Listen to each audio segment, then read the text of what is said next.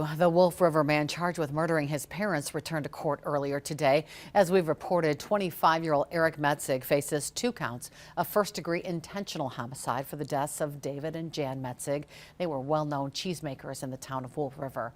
A criminal complaint says investigators later found Erik's journal claiming he wanted to make his parents' death look like an accident. In court today, Metzig waived his time limit for a preliminary hearing and was rescheduled for another date as he tries to find a new attorney.